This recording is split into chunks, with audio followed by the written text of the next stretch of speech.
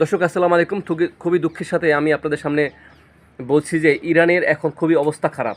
এই সংকটময় অবস্থায় আসলে আমাদের সবারই প্রার্থনা করা উচিত আমাদের মহান রব্বুল আলামিনের কাছে। কারণ ইরানে এখন জনগণ বাংকারে খুব সেফ এক্সিটে বাংকারে লুকিয়ে যাচ্ছে। কারণ একটা নারী অলরেডি এই কথা বলছে যে এই রাতে ঘুমাতে পারিনি, যে কখন আমেরিকার যে প্রেসিডেন্ট যে ডোনাল্ড ট্রাম্প পাঠিয়েছে যুদ্ধজাহাজ এবং যুদ্ধ বিমানসহ আরও প্রয়োজনীয় সামগ্রী পাঠিয়েছে, যে যাতে ইরানকে মনে করেন যে ধূলিসাৎ করে দিতে পারে।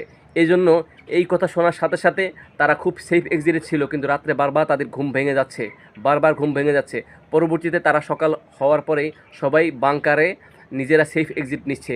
কারণ হলো বাংকারে যারা সেফ এক্সিট নিচ্ছে এরা সাধারণ জনগণ। এই কারণে বাংকারগুলো তৈরি করে রেখেছে ওখানের সরকার, অর্থাৎ ইরানের সরকার, যাতে কখনো এই ধরনের দুঃসময় আসলে সাধারণ জনগণ নিজেকে সেফ এক্সিট নিতে পারে।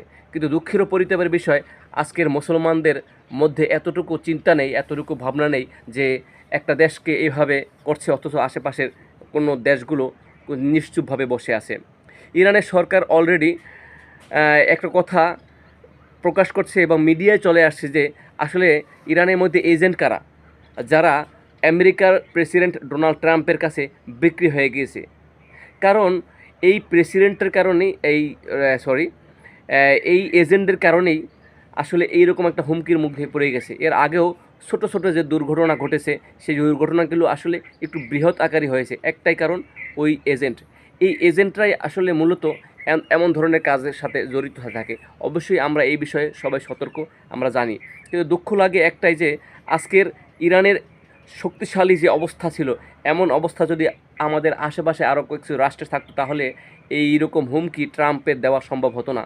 তারপরও যতটুকু হুমকি দিছে ট্রাম্পের যে জনগণ, তারাও কিন্তু এখন শঙ্কিতের মধ্যে রয়েছে। কারণ ট্রাম্প যেহেতু এখানে যুদ্ধাস্ত্র, মরণাস্ত্র, এমনকি যুদ্ধজাহাজ এবং এই আকাশপথে যে সামরিক বাহিনী পাঠিয়েছে, এগুলো যখন ইরানের বুকে খুব গভীরভাবে আক্রমণ করবে, তখন কিন্তু ইরানও বসে থাকবে না, ইরানও কিন্তু অবশ্যই পাল্টা আক্রমণ করবে। তো এই জন্য কিন্তু আমেরিকার প্রেসিডেন্ট ডোনাল্ড ট্রাম্প যতই আশ্বাস নিঃশ্বাস দিক, তাদের জনগণ কিন্তু ভীতিকর অবস্থায়ও আছে। কারণ ইরানের বুকে যখন কোনো হামলা করবে, অবশ্যই রিপিট তারা করবে। কিন্তু প্রশ্ন হলো, এমন হামলা কি, কোন কারণে? আসলে ইরান সামরিক দিক থেকে শক্তিশালী, এই কারণেই। এটা কিন্তু খুবই দুঃখের এবং পরিতাপের বিষয়। তাই আমি সবাইকে বলবো, আসলে এই ধরনের কার্যকলাপের জন্য আমাদের প্রত্যেককে শিক্ষা দেওয়া উচিত, শিক্ষা গ্রহণ করা উচিত, যে সঠিক দলটিকে নির্ণয় করে যখন রাষ্ট্র ক্ষমতা দেব, আসলেই আমরা সেফ এক্সিট পাবো। ধন্যবাদ। আসসালামু আলাইকুম।